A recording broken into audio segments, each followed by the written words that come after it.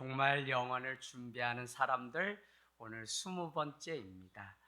여러분, 제가 이 말씀을 요즘 준비하다가 잠이 들거나 또 기도하거나 계속적으로 주님이 주시는 마음이 생겼어요. 그건 뭐냐면, 귀 있는 자는 성령이 하시는 말씀을 들을지어다 라고 하는 그 말씀이 어느 때보다도 제 가슴에 와닿아요. 주님의 귀와 눈이 있는 자는 지금도 성령이 오늘 우리 시대에도 계속적으로 말씀하시고 지금도 주의 음성이 우리 가운데 와서 들리는 줄로 믿습니다. 여러분, 사무엘은 우리가 잘 아는 것처럼 한나가 끈질기게 기도해서 제사장만 올라가던 실로라고 하는 성소에 올라가 내가 자식을 얻기 전에는 도저히 내려갈 수 없습니다라고 기도해서 얻은 아들이 사무엘입니다. 어머니의 그 기도가 얼마나 간절한지 알기 때문에 사무엘은 일평생 내가 기도를 쉬는 죄를 범하지 않기를 원한다고 하는 간절한 마음의 소원이 있었습니다. 그는 어느 날 말씀이 들리지 않고 이상이 희미하던 때에 여호와의 전에 누워서 자고 있는데 여호와 하나님께서 그를 부르십니다. 그래서 그는 전으로 달려가서 나를 부르셨습니까? 라고 누구에게? 당시 엘리 대제사장에게 묻습니다. 그랬더니 나는 부르지 않았으니 어서 가서 다시 누우라 라고 말을 합니다.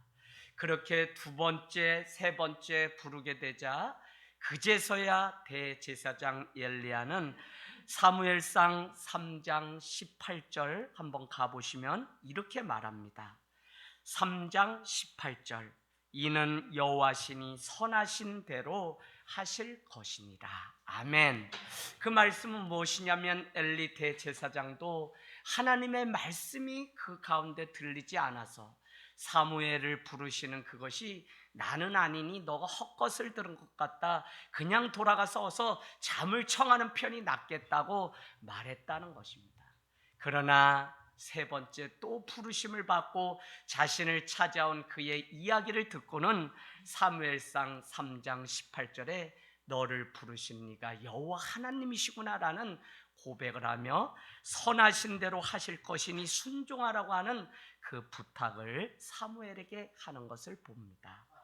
여러분, 저는 지금도 하나님은 저와 여러분을 부르시고 계시다고 믿습니다.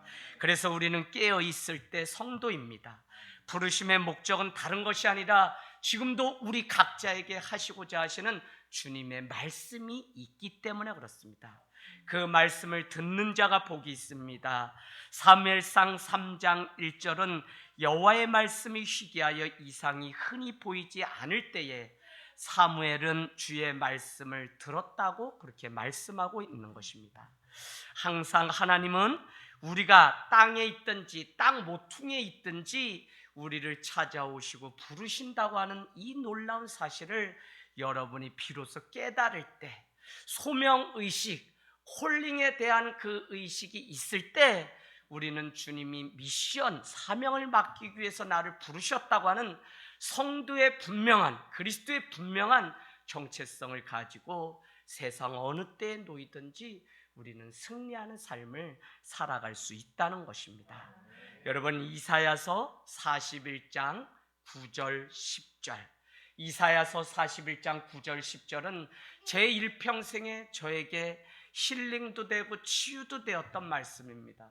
목회자가 되고 보니 제가 2대 3대 위에 믿음의 가문도 아니고 혼자 그냥 핍박받아가면서 믿음 생활을 하고 목회자가 되다 보니까 제 안에 뭐가 있냐면 나는 그냥 버려진 자였는데 라고 하는 그 생각이 저를 짓누르기 시작했습니다.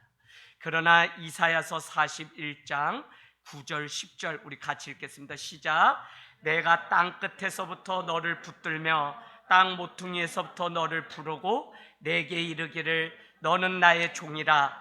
내가 너를 택하고 싫어하여 버리지 아니하였다 하였노라. 두려워하지 말라. 내가 너와 함께함이라. 놀라지 마라. 나는 내 하나님이 됨이라. 내가 너를 굳세게 하리라. 참으로 너를 도와주리라. 참으로 나의 의로운 오른손으로 너를 붙들리라. 아멘. 여러분, 다 똑같이 사는 것 같지만 누가 인생의 마지막에 승리자로 남을 것인가 하는 문제는 너무 중요합니다. 저는 그 승리자는 다른 사람이 아니라 지금도 어제도 오늘도 아니 내 평생에 내 인생을 붙들고 계시고 부르시는 분이 여호와 하나님이라는 이 놀라운 사실을 기억하며 잊지 않는다면 그 사람은 반드시 승리하는 인생이 될 것입니다. 하나님의 관심은 지금도 사람에게 있습니다. 아무리 많은 사람이 있어도 하나님의 쓰임 가운데 있는 사람은 분명히 다르다는 것입니다. 하나님의 음성을 듣고 말씀대로 살기를 순종하는 그 한 사람, 주님은 많은 사람들이 예배할 때가 왔나니 예배하는 한 사람을 주님이 찾으신다고 요한복음에 우리에게 말씀하고 있습니다. 여러분, 아브라함의 인생 창세기 22장, 모세의 인생 출애굽기 3장, 이사야의 인생 이사야서 6장, 예레미야의 인생, 아니 사도 바울의 인생, 한결같이 광야 땅끝에 땅 모퉁이에 있던 인생이지만 어느 날 주님이 아브라함아 아브라함아 모세야 모세야 라고 부르시는 그 부르심을 들었다는 것입니다. 심지어 이사야 선지자는 주님 부르심은 알겠지만 제가 입술이 너무 더러워서 주님을 따라갈 수 없습니다라고 고백하자 아니다, 내 입술을 제단 숯불에 내가 지져서라도 사용하시겠다고 하는 하나님의 약속이 있었다는 것입니다. 또다시 그의 인생 가운데 하나님의 부르심이 있을 때 이사야는 주저하지 않고 이렇게 이야기합니다. 주여 내가 여기 있나이다, 나를 사용하소서라고 그렇게 고백하는 것을 우리는 보게 됩니다. 여러분, 우리는 오늘 이 시간이 있어서 주님 앞에 나온 것이 아닙니다. 은혜가 있기 때문에, 말씀이 있기 때문에, 말씀을 사모하기 때문에, 우리의 인생 가운데 지금도 말씀하시는 주님이 계시기 때문에 우리는 그 한 번의 시간을 놓치지 않고 주님 앞에 나온 줄로 믿습니다. 오늘은 마지막 종말의 때에 놓여있던 소아시아의 7교회, 오늘날 터키에 해당하는 그 지역에 있는 7교회, 물론 그들은 한사코 그 믿음을 지켜내기 위해서 흩어져서 믿음을 지키던 오늘 두 번째 서머나 교회를 보려고 합니다. 지난주의 말씀을 우리가 가만히 생각해 보면 에베소 교회는 다른 교회가 아닙니다. 그들에게는 무엇이 있었죠? 주의 말씀 가운데 인내하고 참고 게으르지 않고, 더구나 그들에게 왔던 니골라 당과 같은 이단이 들어왔을 때 교회와 성도 그 믿음을 지켜냈다고 분명히 에베소 교회를 향해서 칭찬합니다. 물론 일찍이 사도 바울이 복음을 3년 밤낮 눈물로 전했던 곳입니다. 그러고는 주와 은혜의 말씀에 이 교회를 부탁한다고 하는 주님의 그 부르심이 있었다는 것입니다. 그럼에도 불구하고 마지막 때 우리가 새겨 보아야 될 것은 무엇이었냐면, 너는 그렇게 진리는 수호하고 말씀은 안다고 할지 몰라도 말씀에 합당한 열매가 사랑인데 처음 행위였던 그 사랑이 식었구나라고 그렇게 부르시는 책망의 말씀을 우리는 보게 됩니다. 여러분, 다 놓치고 다 빼앗겨도 우리의 삶 가운데 성령이 계시고 주님이 함께 하신다면 사랑이 우리 가운데 떠나지 않는 인생이 되기를 원합니다. 여러분, 그것은 누군가를 사랑하는 그 사랑 이전에 위로 하나님을 향한 그 사랑이 식어지지 않고요, 그 사랑이 이제는 감동이 되고 감격이 되고 감복이 되어서 이웃을 사랑하고 가장 가까운 형제, 자매, 남편, 자녀를 사랑하는 그 사랑부터 실천되는 은혜가 있기를 원합니다. 그 많은 것을 다 지켰을 때 7절 말씀 다시 보세요. 그 말씀 가운데 믿음 가운데 이기는 자에게 주는 상급이 반드시 있다는 것입니다. 주님은 마지막에 우리의 믿음을 보신다고 하시고 그 믿음에 반드시 상급이 있다고 말씀하시는데, 이기는 자는 낙원에 있는 생명나무의 열매를 얻어 먹으리라고 말씀하고 있습니다. 그것은 생명이죠, 생명. 여러분, 그래서 정말 믿음을 그냥 지금 믿음이 이 끝까지 가서 더 나은 믿음이 되고 더 좋은 믿음이 되는 겨자씨만한 이 믿음이 누룩같이 주님 앞에 인정받는 그날을 생각하면 오늘 우리가 모인 이것, 아니 우리의 육신의 이 피곤함, 이 괴로움, 이 아픔, 내 기도, 혼자 외로운 이 신앙의 여정들이 하나님 앞에 다 드러나는, 감추인 것이 다 드러날 때가 있다고 하는 이 놀라운 사실 때문에 우리는 주님 앞에 다시 주의 십자가 붙들고 경주하는 이 일이 얼마나 기쁜지 모른다는 것입니다. 여러분, 요한계시록은 로마 황제 도미티아누스 통치하던 시대며 또 다른 말로는 네로가 죽었던 70년 어간에 기록된 말씀입니다. 기본적으로는 1장 1절 2절로 가면 지난주 말씀드렸습니다. 요한계시록이 무슨 새로운 말씀이 아니라 이미 구약에서 우리에게 종말의 때 일어날 징조들에 대해서 다 말씀하시고 반드시 심판의 때가 있다는 사실을 이미 우리에게 가르쳐 주신 것이고, 요한계시록은 구약에서 말씀하셨던 그 사건을, 그 말씀을 다시 한번 확인하는 것에 불과합니다. 그런데 많은 자들은, 이단들은 이것이 무슨 신기한 말씀처럼 그렇게 현혹하고 미혹하는, 권력을 부리려고 하는 말씀으로 잘못 사용하고 있다는 것입니다. 더 쉽게 말씀드리면 초대 교회는 자신들이 사용하는 언어가 있었다는 것입니다. 우리는 알 수 없지만 자신만들이 사용하는 그 상징 언어가 있었는데, 오늘 용과 뿔과 접시 많은 그 촛대와 같은 이런 상징어들은 그들 안에 사용하던 언어였다는 것입니다. 여러분, 그들도 잘 알지 못하는 것을 사도 요한이 반모섬에서 적은 것이 아니라 자기들 안에는 이미 사용하던 언어였다는 것입니다. 이 말씀이 왜 중요하냐면, 공동체는 공동체 안에 사용하는 언어가 있는데, 그 언어가 믿음의 말들을 통해서 우리가 어떤 사람들인지 우리의 정체성이 드러난다는 것입니다. 그래서 어떤 공동체는 계속 죽겠다고 하고 힘들다고 하면 그 공동체는 그런 공동체죠. 그래서 우리의 말이 그냥 말이 아니라 그 공동체가 사용하고, 우리 기도합시다, 우리 예배합시다, 우리 모입시다, 우리 서로 사랑합시다와 같은 이 마지막까지 지켜냈던 이 말이 바로 우리의 믿음이고 우리 신앙의 정체성이라는 것입니다. 그래서 여러분, 우리가 어떤 말을 하고 어떤 생각을 하는가는 너무 중요하다는 것이죠. 그래서 다른 방식으로 전할 뿐이지 요한계시록은 이미 우리에게 보여주셨던 언약의 말씀, 커버넌트의 또 하나라고 하는 사실이죠. 물론 1장 1절에서 2절도 우리에게 분명히 말씀하십니다.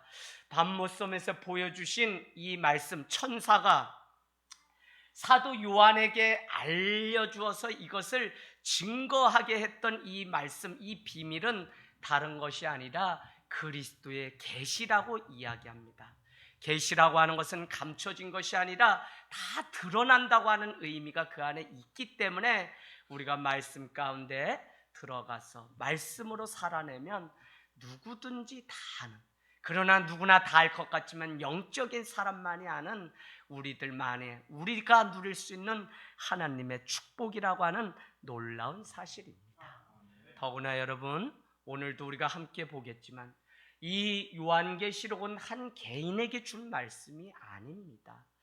성령이 귀 있는 자들에게 그 복수로 사용한 것으로 보아서 이 예언의 말씀을 읽고 듣고 지키는 자가 복이 있다고 하신 것은 다른 것이 아니라 교회 공동체에게 하신 말씀이라는 사실을 깨닫게 되면 우리는 이 공동체의 한 지체가 실족하여 믿음의 길에서 떠나는 그것이 아무것도 아닌 게 아니라, 내 믿음과 상관없는 나만 잘 믿으면 되는 것이 아니라 이 작은 것 하나가 우리 공동체를 흔드는 일이 있기 때문에 서로 격려하고 서로 깨우고 서로 사랑하는 일은 마지막 그날이 가까울수록 더 중요한 일이라는 사실을 우리가 깨닫게 되기를 원합니다. 여러분, 오늘 꾸지람을 듣지 않고 칭찬을 받았던 유일한 교회가 서머나 교회와 빌라델피아 교회입니다. 사실 서머나 교회는 영적으로는 칭찬받을 만한 교회입니다. 그러나 오늘 9절 말씀과 같이 겉으로 보기에 육적으로는 얼마나 많은 환난과 핍박이 그들에게 있었는지 모릅니다. 서머나 지역은 오늘 이 지도에 나오는 것처럼 반모섬에서 에베소, 서머나, 버가모, 그래서 이 그려진 모형대로 이렇게 7교회를 요한계시록은 기록해 놓았습니다. 오늘 에베소 교회에 이어서 서머나 교회, 에게해가 있는 것으로 보아 항구 지역입니다. 그 말은 무역이 성행했던 지역이며 어떻게 보면 부가 축적되어 있지만 더 가슴 아픈 것은 환락을 쫓아가는 그곳에 정말 예수 그리스도의 가르침대로 가난을 가르치고 검소함을 가르치고 절제를 가르치는 기독교의 이 가르침이 그들에게 호소돼야 그들 가슴에 울리기가 만무하다는 것입니다.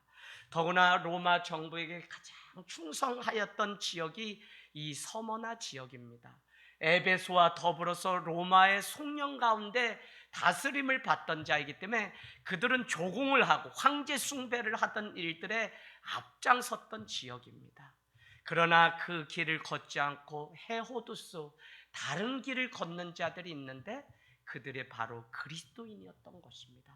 그들은 나 외에는 다른 신을 섬길 수 없다고 하는 우상 숭배하지 않겠다고 하는 분명한 신앙 때문에 예수 그리스도만 쫓아갔. 그래서 그것 때문에 오늘 반모섬에 사도 요한이 유배해 왔던 것처럼 그 길을 기꺼이 걸어가고자 했던 사람들이 서머나 교회 사람들이었다는 것입니다. 여러분, 하나님은 우상 숭배와 배교를 구원하시지 않는 분명한 이유가 있습니다. 서머나는 다른 의미는 몰약이라는 뜻이에요. 몰약. 재밌죠? 몰약은 우리가 잘 아는 것처럼 감람나무의 한 열매 중에 있는, 그래서 그거를 이렇게 하는 향유죠. 향유. 그래서 방부제와 같이 시체가 썩는데 썩지 않도록 하는 일들. 한여름에 더우면 시체는 썩습니다. 그래서 아리마대 요셉과 같이 니고데모가 요한복음의 한밤에 주님 앞에 찾아왔던 니고데모는 어떻게 되었다고 우리에게 가르쳐주고 있죠? 요한복음 우리 한번 가볼까요? 유일하게 그 인생이 주님 만나서 어떻게 바뀌었는지 우리에게 가르쳐 줍니다. 예수님의 죽으심을 장사하였던 니고데모의 인생이 기록되어 있는 것을 우리는 보게 됩니다. 요한복음 19장 39절. 여러분, 이 놀라운 비밀을 알지 못하는 분들도 있더라고요. 니고데모는 분명히 주님을 만나고 그날 밤에 한 번 찾아왔다 그렇게 간 것이 아니라 자기의 인생을 송두리째 주님 만나서 바꿨던 자가 바로 니고데모, 사내들인의 공회원이었다는 것입니다. 39절 같이 읽겠습니다. 시작. 일찍이 예수께 밤에 찾아왔던 니고데모도 몰약과 침향 섞은 것을 그 몰약은 다른 것이 아니라 바로 시체가 썩지 않게 하는 방부제와 같은 향료라고 하는 사실입니다. 당시 서머나 지역에만 20만의 인구가 살고 있었습니다. 우상 숭배가 들끓고 있는 그곳에 환락에 빠져 사는 사람들이 대다수였습니다. 오늘 그 구절에 등장하는 환란이라고 하는 그 단어의 의미는 바로 다른 것이 아니라 큰 바위가 짓누르다라고 하는 헬라어의 의미가 있습니다. 큰 바위가 짓누르다. 이 말은 당시 이 서머나 교회 교인들이 얼마나 큰 고통 가운데 믿음을 지켜내며 선한 싸움을 싸웠는지 우리가 알 수 있습니다. 그러나 그들의 그 싸움 가운데 특별한 영적인 은혜가 있었는데 그 한 가지가 무엇이었냐면 주님의 위로와 격려입니다. 9절 말씀 볼까요? 내가 내 환난과 궁핍을 어떻게 해요? 알거니와 라고 말씀하고 있습니다. 알다라고 하는 것은 그냥 지식적으로 아는 것이 아니라 야다라고 하는 것인데, 그 야다는 마치 남녀가 결혼해서 전부를 아는 것처럼 주님은 우리의 사정을 세밀하게 다 알고 계신다고 할 때 알다라고 하는 표현을 쓰고 있습니다. 여러분, 우리가 살아가면서 아무리 힘들어도 정말 누군가가 내 그 어려움을 안다면 우리는 다시 살 이유가 있습니다. 남편이 직장 가는 이유가 아내와 자녀가 그 고통과 수고를 알기 때문에 매일 일상 가운데 다람쥐 쳇바퀴 돌도 돌지만 그 자리를 마다하지 않고 또 가는 것입니다. 엄마가, 아내가 그 자리를 지키는 이유도 남편이 그 수고를 알기 때문에 얼마든지 희생해도 희생으로 여기지 않고 걸어가고 있는 것이죠. 오늘 주님은 서머나 교회의 그 환난과 핍박이 다른 것이 아니라 주님만을 사랑하고자 했던 그 믿음 때문에 당하는 환난과 핍박이라는 사실을 알았다고 그렇게 주의 음성은 가르쳐주고 있습니다. 얘야, 내가 너 힘든 것, 수고하는 것 다 안다라고 하는 위로가 그들에게 특별히 있었다는 것입니다. 저도 가정에서 개척을 해서 빈 창고 가고 또 건물을 얻어서 상가로 올 때 주님께 막 30일 기도하던 때에 40일 광흥기도원에 가서 기도를 채우려고 기도하는데 어느 날 소식이 들렸는데 그게 뭐냐면 그냥 건물 하나를 나온 것을 우리 목사님이 그 당시 전도사님이었는데 봤나? 누가 알려줬어요. 그죠? 맞죠? 그래서 저희가 두 번도 보지 않고 기도가 채워졌으니까 가서 그냥 계약하자. 그래서 가서 10분의 1을 이렇게 계약금을 걸고 가계약을 했어요. 근데 여러분 아시죠? 가계약하면 일주일 내에 남은 잔금을 다 치러야 됩니다. 아니 처자식 그냥 막 잘고 뭐 내가 일하는 것도 아닌데 어떻게 그 용기가 나왔는지 계약을 했습니다. 그런데 그날부터 막 걱정이 찾아오는 거죠. 번개같이 했지만 그냥 목요일까지도 아무런 사인이 오지 않는 거예요. 낙담도 되고 막 그러는데 광흥기도원에 또 올라가서 기도를 합니다. 전도사님들과 함께 얼마나 죽으라 이 궁뎅이가 그냥 하늘에 척해 올리고 이 머리를 그냥 무릎에 대구선 박구선 기도를 했는지 오늘 우리가 죽을지도 모르겠다라는 생각에 한 집사님이 기도원 차를 타고 저기 병천까지 가셔야 되는데 제가 볼 땐 그때 권명 집사님이 또 아니었나 그런 생각도 드는데 그냥 남으셔서 저희한테 막 빨리 듣고 싶어가지고 그러더니 청년들은 무엇 때문에 이렇게 악을 쓰면서 막 죽으라 기도하냐는 거예요. 그래서 저희가 이만해서 내일 모레까지 가계약 이 잔금을 치르지 않으면 계약금까지 다 떼이게 생겼습니다 라고 했더니 흰 봉투를 하나 주는데 보내놓고 우리의 관심은 야 이게 주님이 사인이 이제 드디어 열렸구나. 나는 돈 1,000만 원은 들어왔는 줄 알았어요. 생김새도 부티나고 괜찮아요. 그 기도원에 오셔도 이 백가방 핸드백을 들고 오셔서 이분이 못 써도 100만 원 이상은 넣겠다 하고 빨리 세보자 하고서 딱 했더니 어머 두꺼워 또. 그래서 봤더니 5,000원인지 뭐 10,000원짜리인지 이렇게 해가지고 조금 그래도 두꺼워서 봤더니 5만 원을 넣어주셨어요. 어쩌거나 가시면서 나는 먼저 가는데 젊은이들 전도사님인 걸 알게 되고는 같이 기도하겠습니다 라고 하면서 그냥 식사라도 하면서 힘내서 기도하라고 5만 원을 넣어주셨습니다. 그날 그게 얼마나 힘이 되던지 성도 한 명도 없는데 주님이 보내신 천사가 우리를 위로했구나. 더구나 그냥 아무도 없는 연고 없는 곳에 내려와서 하나님이 우리의 기도를 들으시는가 보다라고 하는 분명한 약속을 얻기 시작했습니다. 그날부터 그냥 궁뎅이를 하늘에 쳐대고 그 큰 성전에 우리만 남아가지고 얼마나 기도를 했는지. 그날 밤에 주님이 처음이자 마지막으로 저에게 환상을 보여주시는데 겟세마네 동산에서 주님이 다른 것을 위해서 기도하는 것이 아니라 하늘 땅 교회와 저희들을 위해서 힘을 내라고 기도하는 그 말씀을 주시면서 조금만 더 기도하라고 그 십자가에서 저희에게 분명히 말씀하시는 겁니다. 그날 얼마나 놀랐는지 내려오면서 우리 전도사님들과 같이 이야기를 나누고 며칠이 되지 않아서 수일 내에 보증금이 다 깜짝같이. 저는 그 전까지는 아무리 기도해도 여러분 돈사랑 건물 준비하셔야지. 옛날 우리 선배들이 70년대 개척할 때만 해도 까마귀들이 너무 많아서 기도만 했다면 제깍제깍 물어다 줬는데 요즘은 까마귀가 다 죽어서 오산에서 심지어는 기도해도 까마귀 옷자잖아요. 까마귀가 없다는 거야. 그래서 준비되지 않았으면 개척 멈추십시오. 지금이라도 처자식 굶겨 죽이지 말고 빨리 그냥 가서 이중직 하든지 뭘 하시라는 이야기만 세미나를 많이 들었는데 어머 깜쪽같이 그 옛날 서울에 있을 때 지금도 가끔 가지만 그냥 홍익병원이라는 곳에 가서 환자들 1,500명에게 월요일이면 기독교 병원도 아닌데 그냥 이사장님인 그 의사 장로님이 어머 이렇게 보시고 마음에 감동이 되셨어요. 그냥 아침마다 가면 계속적으로 서울 무슨 교회 이재학 목사님 오늘 말씀 전하겠습니다 이러고 방송하던 그 방송이 바뀌어서 오산 하늘땅교회 이재학 목사님 오늘 말씀 전하겠습니다 라는 소리를 들으면서 이분 분명 개척하셨다. 그런데 아침마다 새벽마다 가서 똑같이 저희와 같이 기도를 시키더라는 거예요. 그런데 그 마음에 무슨 마음이 드냐면 자꾸 도라고 하는 성령의 음성이 들리면서 그냥 원무과에 가서 계좌번호 있겠지 하고는 그냥 직원을 불러서 물으니까 계좌번호를 알려주는데 거기에다가 그냥 보증금을 어떻게 하셨는지 정확하게.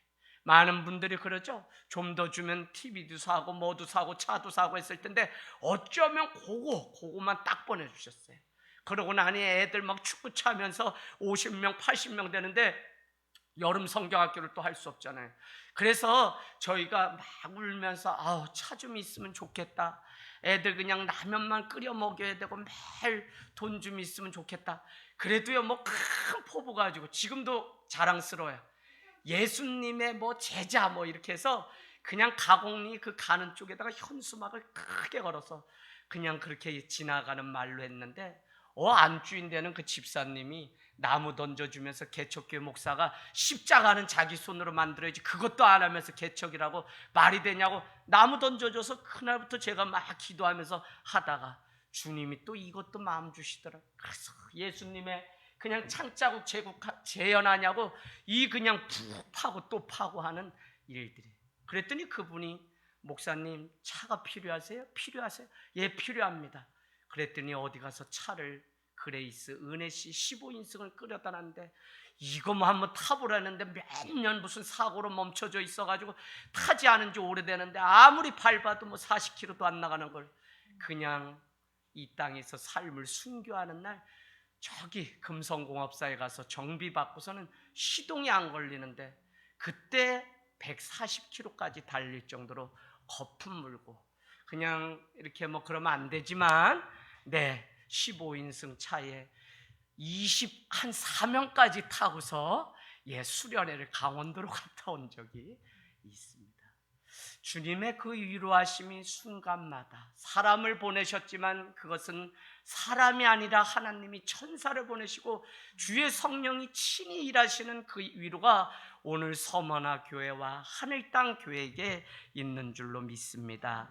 여러분 우리의 수고 지금 혼자 예배자로 살아가는 이 기쁨 빼앗기지 마십시오. 한 영혼이 돌아오길 간절히 기도하는 그 기도 놓치지 마십시오. 또 믿는 자의 외로움이 있을 줄 압니다. 아무도 돕지 않고 아무도 기도에 응하지 않기 때문에 외로운 줄 알아요. 그러나 여러분 주님은 다 아시고 계신다는 것입니다. 그래서 끝까지 기도해야 합니다. 그런데 또 하나의 다른 위로가 있습니다. 그것은 다른 것이 아니라 겉으로 보기에는 너희가 환난과 핍박이 있으나 뭐라고 9절에 말씀하냐면 실상은 너는 부유한 자라고 말씀하고 있습니다. 이 부유함이라는 것은 너는 물질적으로 부자다라고 하는 것이 아니라 영적으로 우리가 믿음의 눈으로 보면 너는 절대로 가난한 자가 아니야. 너는 환난과 핍박으로 무너질 자가 아니야. 너는 하나님의 부유함, 하나님의 능력을 가진 자야라고 하는 칭찬의 음성이 이 서머나 교회에게 있었다는 것입니다. 여러분 겉으로는 정말 핍박, 환난이 있지만 속으로는 한없는 주님의 은혜 때문에 살아가는 자들이 바로 여기에 있는 우리입니다. 겉으로는 세상에서 조롱당하고 핍박당하고 이익을 얻을 것이 아무것도 없고 심지어는 저를 위해서 기도하는데도 그가 나를 핍박하고 어리석은 자로 몰고 가는 일들이 얼마나 많은지 몰라요. 누구 좋으라고 이 개척을 했는데 근데도 그냥 그것을 모르고 막 어떨 때는 애무하고 그냥 모함을 받을 때도 있어요. 그러나 여러분 오늘 분명하게 말씀하는 것은 마지막 승리자에게는 주님이 다 하시고 부유한 영혼으로 우리의 인생을 채워 가신다는 것입니다. 저는 지금도 날마다, 아니 진짜예요, 그냥 두렵고 떨리는 것은 하늘 땅 교회가, 아니 오늘날에 존재하는 이 교회가 세상적으로는 부유하고 자랑할 것이 너무 많은데 영적으로는 가난해질까 늘 깨어 있기를 원합니다. 여러분, 사람이 보기에는 고생 같아도 주님이 보시기에 인정받는 교회와 성도가 되기를 주님의 이름으로 축원을 드립니다. 이 사실을 알면 우리의 기도, 믿음이, 신앙이, 예배가 어려운 것 같지만 하나도 어렵지 않다니까요. 왜요? 주님만이 알아주시고 인정해 주시면 되기 때문에 그렇습니다. 그래서 우리는 마지막에 사람이 아니라 하나님께 인정받는 믿음이 되어야 됩니다. 갈라디아서는 우리에게 말씀하기를 하나님을 기쁘게 하랴 사람을 기쁘게 하랴. 너희가 사람을 기쁘게 하면 더 이상 그리스도의 제자가 종이 아니니라고 우리에게 말씀하고 있다는 것입니다. 여러분, 오히려 하나님, 저는 세상적으로 너무 가난하고 핍박받고 외롭습니다. 믿음 생활 혼자 하기 때문에 때로는 괴롭습니다. 그러나 주님의 은혜가 충만하기를 원합니다. 그 은혜가 내 삶 가운데 떠나지 않게 도와주십시오. 내 기도가 끊어지지 않게 도와주십시오. 나의 시선과 나의 눈이 하나님을 향하여 날마다 바라보는 이 걸음이, 그래서 내 인생의 첫 발자국이 날마다 주의 집을 향해서 찍힐 수 있는 이 걸음이 되게 도와달라고. 이것이 우리뿐만 아니라 우리의 자녀, 우리의 가문이 주님이 오시기 전에 인생의 첫 발자국이 주님의 나라를 향해서 지키는 걸음이 될 수 있도록 우리가 기도하길 원합니다. 여러분, 우리가 두려워해야 될 것은 사람이 아닙니다. 하나님께 어떤 존재로 우리가 마지막에 평가받는가, 그걸 우리가 두려워하는 것이지 세상의 두려움이 전혀 아닙니다. 사랑하는 여러분, 오늘 서머나 교회에 편지하신 분이 누구십니까? 8절 말씀은 처음이며 마지막이요 죽었다가 살아나신 이라고 분명히 우리에게 말씀하고 있습니다. 알파와 오메가가 되시는 그 주님, 생명의 주관자시오 사망 권세 깨트리시고 부활하신, 살아나신 이가 우리에게 말씀하신다고 그렇게 말씀하고 있습니다. 오늘 힘겨워하고 있지만 주님은 우리에게 세미한 음성으로 지친 나의 어깨를 두들겨 주신다는 것입니다. 나의 등 뒤에서 여전히 나를 떠미시고요, 나보다 앞서 가시고 행로 중에 자기 아들을 아름같이 안아주시는 그 하나님, 저는 이 신명기 1장에 나오는 이 말씀 구절이 얼마나 제 마음에 와닿는지 몰라요. 한번 우리 말씀 볼까요? 신명기 1장 맞습니까? 신명기, 창출 레민 신명기인가? 네.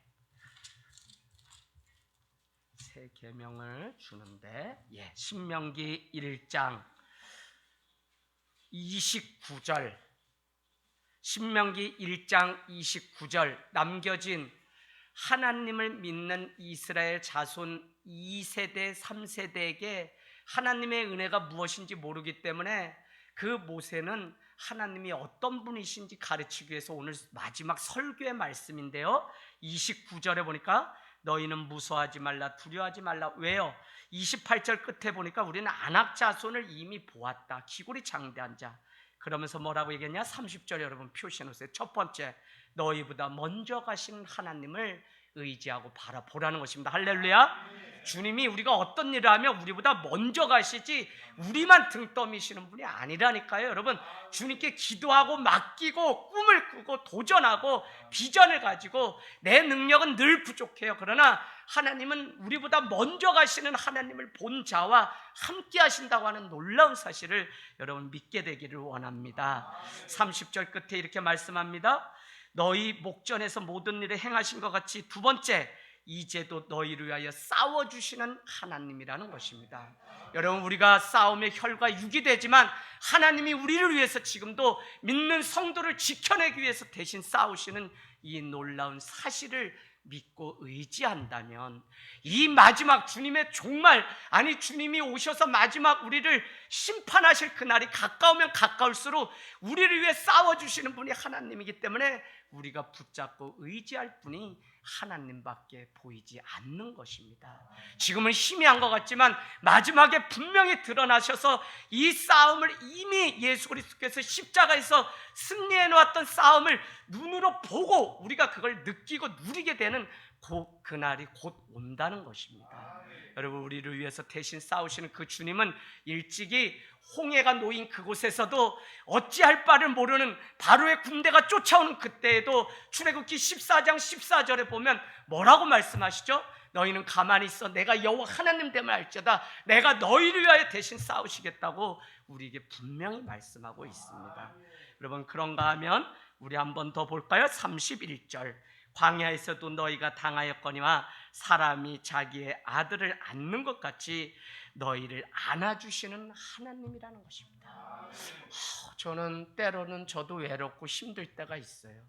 물론 그때마다 이거는 무슨 성도가 어떻게 하고 그런 문제가 아니라 그냥 제 존재 자체가, 사람은 늘 그럴 때가 있잖아요, 그죠? 딱 그럴 때, 그런데 그때 가장 위로가 되는 말씀이, 야, 아니다. 야, 너희 엄마 아버지가 너를 안아주면서 여기까지 길러서 너가 이렇게 장성했는데 나 하나님 있잖아, 너를 행로 중에 자기 아들을 안음같이 늘 안아주신 그 하나님이다. 제아가 주님의 그 포근한 그 품을, 그 사랑을 너가 누리기 위해서 다시 주님 앞으로 와봐 라고 하는 마음을 늘 주세요. 그게 내 마음 가운데 주님이 주신 마음이라는 사실을 알게 되니까 위로도 되고 능력이 되고 하나님의 힘이 되어서 여호와를 기뻐하는 것이 우리의 능력이 되는 줄로 믿습니다.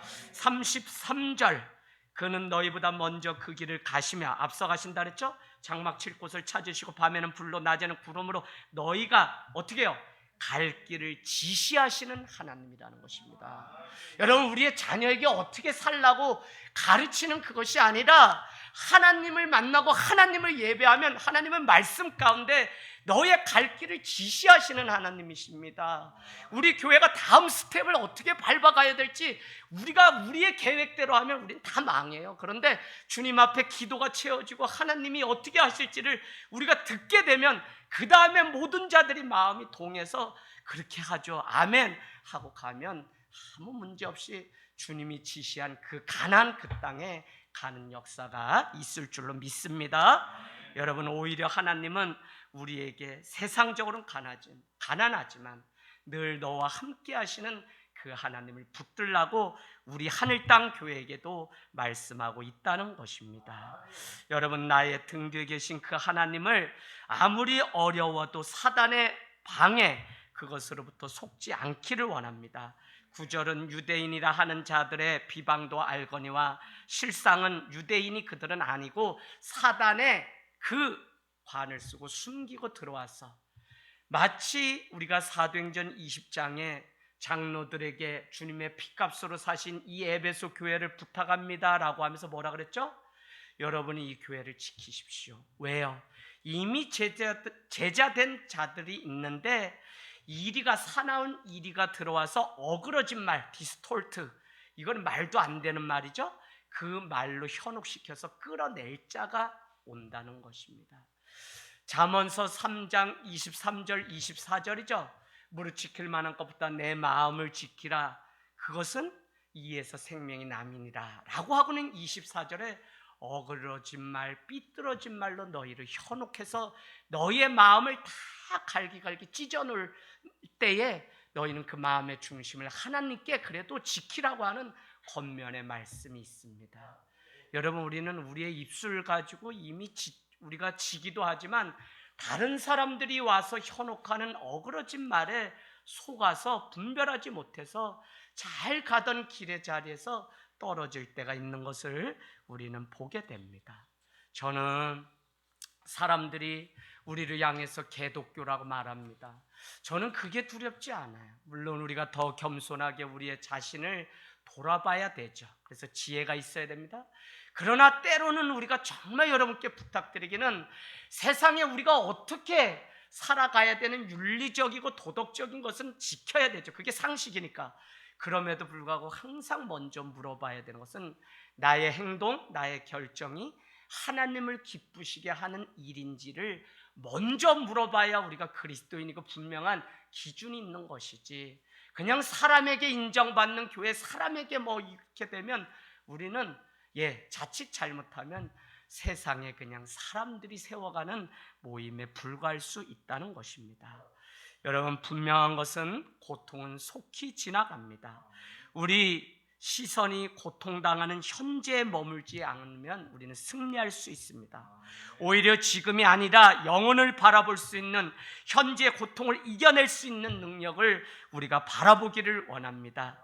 10절 말씀 분명히 우리에게 말씀합니다. 너희가 10일 동안 환난을 받으리라. 그럼에도 불구하고 내가 죽도록 충성하라. 그리하면 내가 생명의 관을 얻게 된다고 말씀하고 있습니다. 10일 동안이 무슨 의미인가 찾아보았더니, 여러분 다니엘서 1장으로 가면 어떻게 하죠? 다니엘은 뜻을 하나님 앞에 정했다고 말씀하시고, 당시 느부갓네살 왕, 거기에 바벨론의 포로로 잡혀갔을 때 다니엘과 세 친구는 뜻을 하나님께 정했기 때문에 그 왕이 지혜 있고 똑똑한 줄 알기 때문에 이 유대인들, 이스라엘에서 온 자들에게 산의 진미 포도주를 베풀매도 불구하고 그들은 먹지 않게 됩니다. 그러고는 환관장에 얘기합니다. 우리 먹지 않겠다, 우리를 더럽히지 않게 좀 도와달라 라고 하면서 내어놓았던 그 조건이 무엇이냐면, 만일 10일 동안 이것을 먹지 않은 우리와 먹은 이 죄수들과 비교해 봐서 우리가 더 때깔이 좋으면 우리가 앞으로 먹지 않겠거든 좀 해달라는 그 부탁을 하게 됩니다. 그래서 다니엘서 1장에 보면 결국 그 시간들이 지나서 10일 후에 그 고난을, 그 시험을 다 마쳤을 때 그 다니엘과 세 친구의 얼굴이 더 좋아 보이더라라고 하는 그 표현이 있습니다. 여러분, 10일 동안이라고 하는 이 시험의 이 시간이 이미 묵시록에 해당하는 다니엘서는 우리에게 말씀하고 있습니다. 고통이 영원한 것 같지만 고통은 한시적이고 속히 지나갑니다. 그래서 우리는 이 고통의 자리 가운데, 현재라고 하는 시간에 그 고통의 문제 가운데 빠져들 것이 아니라 빨리 눈을 들어서 하나님을 바라보는 그 믿음이 우리에게 필요합니다. 여러분, 더 놀라운 것은 오늘 한 개인의 고통으로 설명하고 있지 않고 공동체가 당할 고난에 대해서, 핍박에 대해서 오늘 말씀하고 있습니다. 그렇기 때문에 마지막에 우리는 더 사랑해야 될 이유가 있습니다.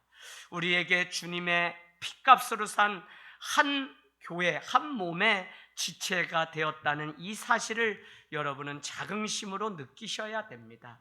주님은 혼자 이 믿음을 잘 지켜서 마지막 구원 얻는다고 하는 것이 아니라 우리 성도들이 무리를 지어서 함께 기도하고 함께 모일 때 그 힘을 통해서 우리는 승리할 수 있다는 것입니다. 그래서 우리가 다른 세상에 어떤 직책을 갖지 못한다고 해도 무엇으로도 설명할 수 없는 것이 있는데, 그것은 하나님의 자녀라고 하는 권세, 교회를 통해서 성도라고 하는 그 영광스러운 이름이 우리에게 있는데, 지금은 보잘것없는 것 같고 개독교의 교인같이 그렇게 여길지라도 마지막 그날에는 이 이름이 얼마나 귀한 일이며 하나님이 아무에게나 붙여준 이름이 아니라는 사실 때문에 우리는 정말 감동과 감격 속에 주님을 얼굴로 대하는 일들이 있을 것입니다.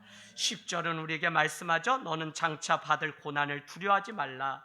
볼지어다 마귀가 장차 너희 가운데서 몇 사람을 어떻게 해요? 옥에 던져 시험을 받게 하리라. 10절입니다.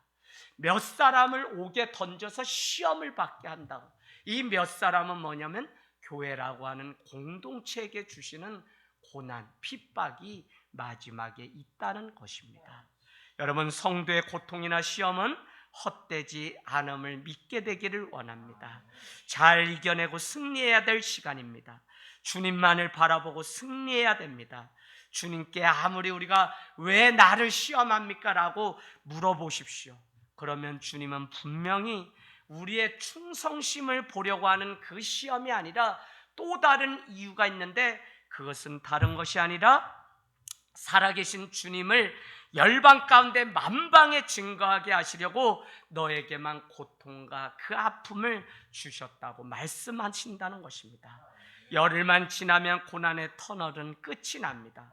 그러면 절망 가운데 있는 자들에게 소망이신 주님을 증거하는 도구로 오히려 이 고통을 사용하신다는 것입니다.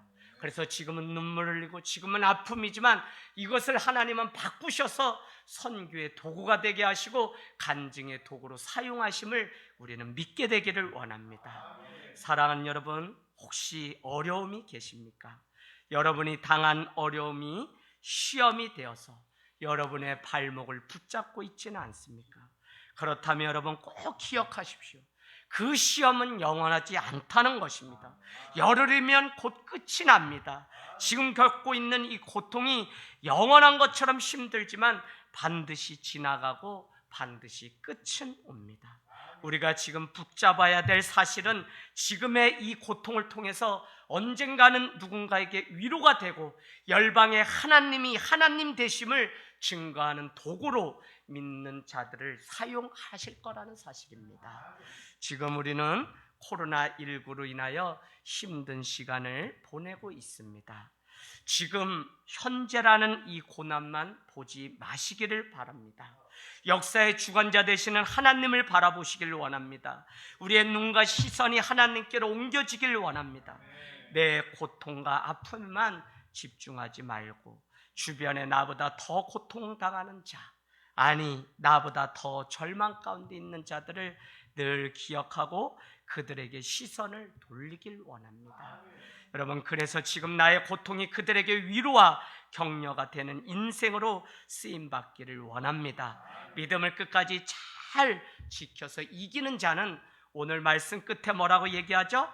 또 귀 있는 자는 주의 성령이 하시는 말씀을 음성을 들을지어다 라고 말씀하시면서 반드시 믿음으로 이기는 자는 둘째 사망의 해를 받지 않는다고 약속합니다. 여러분, 우리는 2번 죽어요. 이 요한계시록에 보니까 한 번 죽고 끝나는 게 아니에요. 한 번 죽는 것은 육신으로 우리가 죽는 것입니다. 그러나 주님 앞에 심판대에 믿는 자나 믿지 않는 자나 다 선다고 말씀했습니다. 그래서 우리도 심판받아요. 심판이라는 단어가 우리 믿는 자에게는 믿는 자에게 상급을 주시기 위한 하나님의 상위 심판의 날입니다. 그래서 세상에 그냥 이단과 같은 자는 이 심판의 진노를 강조하면서 우리에게 심판이라고 하는 이 단어를 무시무시한 단어로 말씀하고 있지만 사실은 성경은 심판의 날에는 믿는 자에게는 영생, 믿지 않는 자에게는 영벌이라고 하는, 영벌은 둘째 사망, 다시 지옥불에 유황불에 던져지는 그 고통, 마치 구데기가 그냥 그곳에서 막 그냥 뜨거워서 막 이 하는 그런 장면들과 같은 둘째 사망이 또 있다는 것입니다. 영원한 생명, 주님의 안식처가 우리에게 기다리고 있습니다. 앞이 보이지 않을 때 먼저 주님께로 나오십시오. 우리 인생의 등불 되시는 주님은 나보다 앞서가시고 나갈 길을 지켜주시고 행로 중에 자기 아들을 안아주시며 우리보다 먼저 대신 싸워주시는 그 하나님이 바로 저와 여러분의 하나님입니다. 주일 말씀과 같이 가장 인생의 어려운 때에 놓이든지 그때마다 우리가 기억해야 될 단어는 돌아갈 집이 있다. 아버지의 집이 떠올라서 날마다 주님께로 갈 때 도피성 되시는 예수 그리스도가 우리를 안아주시고 반겨이 구원의 길로 인도해 주실 줄로 믿습니다. 아멘.